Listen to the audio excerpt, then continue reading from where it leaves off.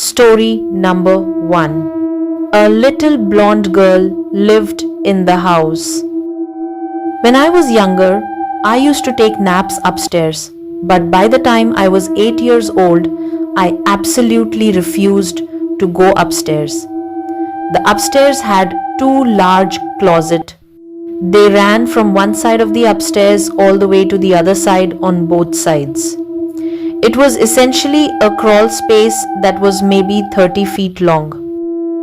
It started one day when a friend and I went crawling from one side to the other with flashlights, like kids normally do. Then I saw a girl sitting there in the corner, acting like she wanted to play with us. I know a lot of people say when they see a ghost, they aren't scared, just interested. Nope, I was beyond terrified. This girl looked normal, had blonde hair, a nice dress, and seemed friendly.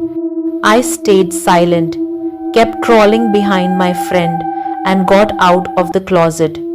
Told him what I saw in there.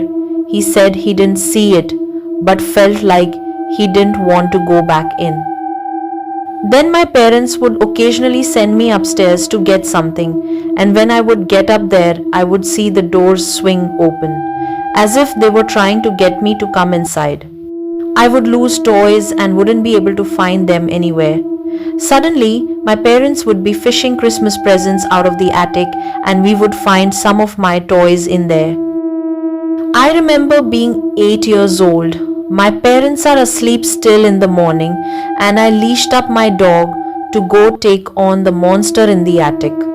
My dog, usually up for anything, refused to go off the top step into the attic. My parents never believed me with all the weird things that happened in that house. I would get blamed for things that happened all over the house. Leaving lights on, toys all over, things I knew I didn't do. Well, anyway, we move out of there when I was 10. Not a week passes before the new owners call us up and ask if the house is haunted. Their daughter sleeps upstairs. She says that she has been playing with a blonde-haired girl at night. My parents laughed at how crazy these new homeowners must be. To make an already long story short, the girl started appearing in other parts of the house. For them, they kept in contact with us. They would look over while watching TV and see the girl sitting on their daughter's lap, etc. They looked up on the computer the past owners of the house, found an old dressmaker that lived there, and yup, a picture of the little girl wearing one of the ladies' dresses. Story number 2. Friend was so freaked out they refused to ever go back to the house. I grew up in a huge 17th century house. During my 9 years living there, I found out it once was a brothel, it once was a plague hospital, it once was a normal hospital, it once was a morgue. During World War II, it was a German SS post. Napoleon slept there a couple of days, which is pretty cool, and there were 3 families where multiple murders occurred inside the house. As a kid, I saw a lot of shadows, heard a lot of weird noises, the usual. My sister, who lived on the 3rd floor, came down to my room a lot at night to stare at me, sleepwalking, and sometimes slept in my room and forgot about it the next night. The doors creaked and opened and closed on themselves a lot, which can happen in an old house due to draft. Now, this is all stuff that any kid can imagine due to the suggestive state an old house can give a person. Nothing really scary. Also, the alarm went off a lot during the night. One time, my parents were in China for business. Me and my brother and sisters slept at other places because my parents were away for quite some time.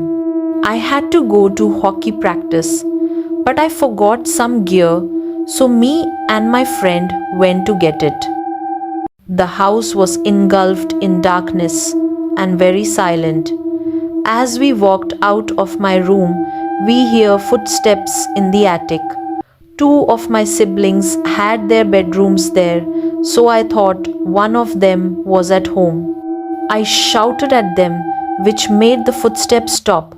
After 5 seconds or so, we heard the footsteps coming closer to the stairs and actually setting foot on the very old wooden creaky steps. One step at a time. I actually felt a weight setting foot in front of me. Very strange. But I saw nothing. Nevertheless, we were 12, so we noped out of there. Outside, my friend had a total nervous breakdown because he saw some scary face form that looked like an alien to him. He never set foot in my house again. I credit it all to the creepiness of the house, but that one night with my friend still gives me the chills. Story number 3. Cat hung around for a while after he passed. I grew up with a cat, Boots, who was just a year my junior. Boots was motivated only by food and spent his later years sleeping on my parents' bed until someone came home. Then he'd jump off the bed with a thunk of his front and back paws hitting the ground and run to his food bowl to beg. He had to be put down when I was 18. My parents moved out of my childhood home during my first year of college. I went back a few times before it sold. Every time I was certain I felt a cat's presence. Like I'd hesitate my step because I was sure a cat just walked under my legs, kinda thing. Also, upon walking in, I'd always hear a thunk like Boots jumping down to beg for food. My mom and I went back for the last day my family would ever be in that home, and I told her on the way what I'd experienced. To my surprise, she had the exact same feeling. When we walked into the house, thunk, we exchanged shocked glances and confirmed we both heard it. I went and sat in my empty room while my mom got the final things together, and while my eyes were closed, I had to force myself to not pet a cat that I felt walk up to me because I knew logically he wasn't there. Before leaving, we stood in the hallway outside my parents' bedroom. I said I thought Boots was still around and suggested we take his spirit to the new house. She agreed. So she called out, "Bootsy!" from my parents' room. Thunk. We both heard it. I don't think he came with us. He never liked car rides. But I hope the owners since us have enjoyed their ghost kitty. He was a good boy.